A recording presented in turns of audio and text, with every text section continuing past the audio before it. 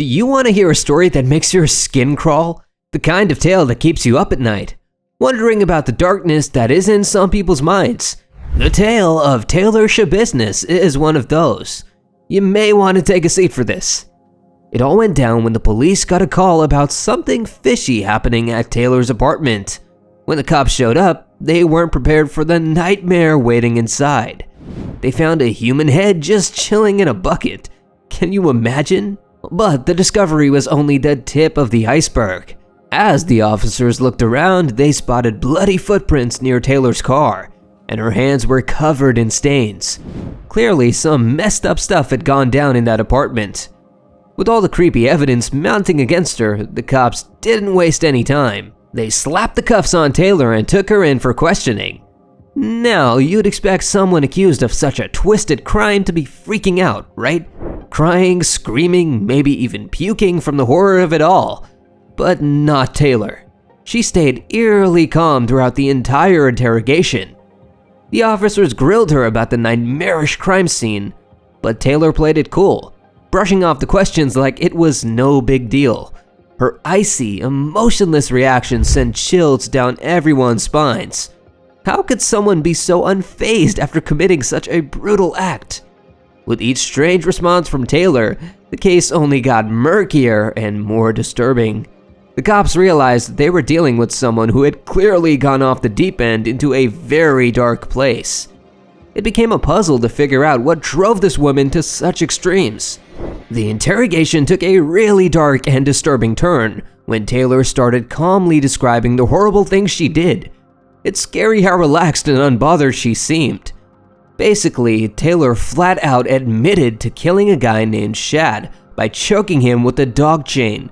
But it wasn't just a random murder. She claims they would sometimes get intimate while high on meth, and choking each other was part of their twisted games. Except this time, Taylor didn't stop choking Shad until he was pretty much dead. Just a complete lack of regard for his life. And if that wasn't messed up enough, Taylor went into graphic detail about what she did after Shad died. She actually dismembered his body and hid the pieces all around her apartment. The fact that she casually mentioned forgetting to pick up his severed head is just bone-chilling, like it was no big deal to her. Throughout this horrifying confession, Taylor showed zero remorse or empathy. She was utterly calm and unbothered while describing one of the most brutal, depraved acts imaginable. No tears, no regret, nothing. Just a cold, unfeeling, matter-of-fact tone. One cannot imagine how the cops kept their composure listening to her recount such evil indifference. Taylor's complete lack of a human conscience or soul is the stuff of nightmares. To be that casual about dismembering someone you were intimate with is the hallmark of a true psychopath. Just hearing the details secondhand is deeply disturbing. To experience it firsthand would be absolutely traumatizing for those investigators. After Taylor killed Shad by choking him, she did something even more disturbing. She cut up his body using a bread knife. She dismembered his corpse and casually tossed the limbs into trash bags, which the police later found in her basement. Most disturbingly, Taylor admitted to cuddling with Shad's mutilated body after ending his life.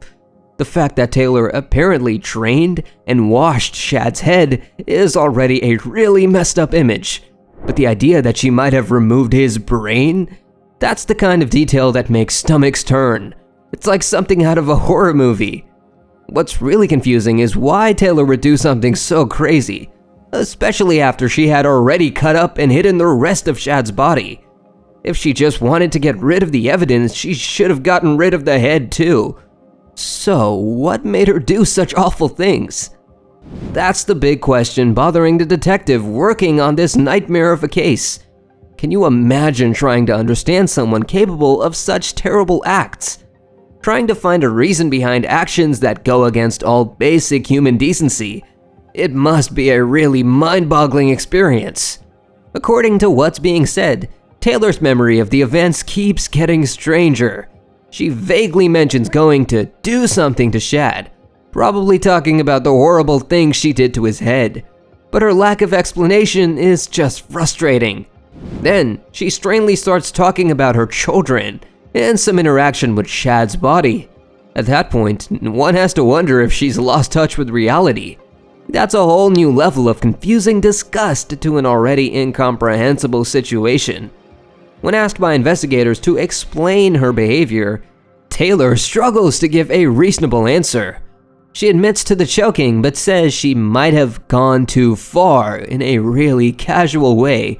The fact that she says she blacked out during the murder is just terrifying to think about. In the end, Taylor's confusing statements and seeming detachment from her awful actions paint a picture of someone living in a different world. A deeply disturbed mind that has lost any sense of human decency, empathy, or understanding of right and wrong. The detective is probably right that there are serious psychological issues at play here. Issues that led to not just one terrible act of violence, but a series of awful behaviors from a mind completely disconnected from reality. Credit must be given to the investigators working on this for keeping their cool in the face of such darkness and evil. Being the ones to get these chilling admissions from Taylor's twisted mind, that's the kind of emotional trauma that would shake even the toughest people. This has been an incredibly disturbing case from beginning to end. Even Taylor's supposed show of remorse during the interrogation feels calculated and insincere when viewed alongside her actions and statements. The fact that this fleeting moment of her seeming regret is so heavily undermined and contradicted by the rest of her confessions makes it impossible to see it as a genuine expression of guilt or empathy.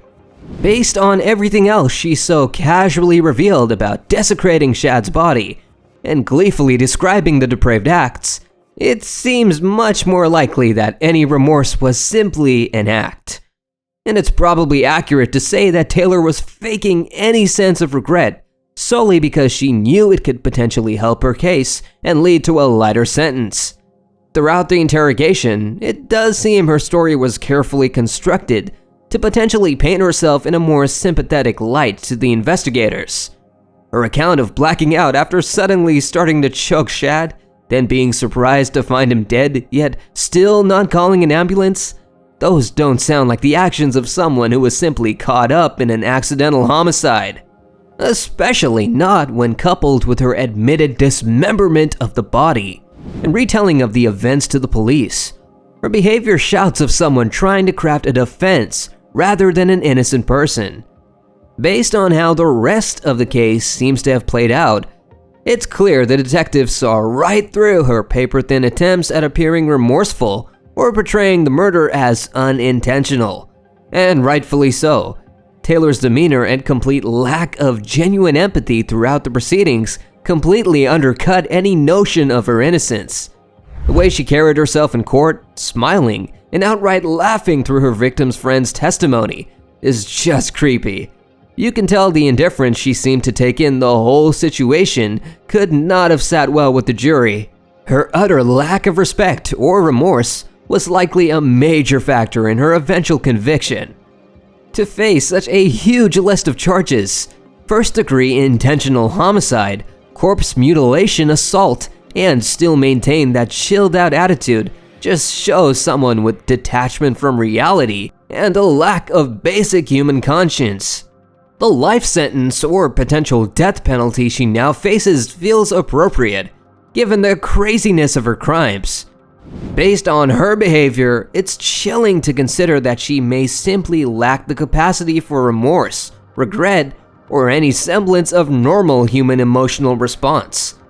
Taylor Denise Coronado was held at the Brown County Jail with a bail set at $2 million according to online records.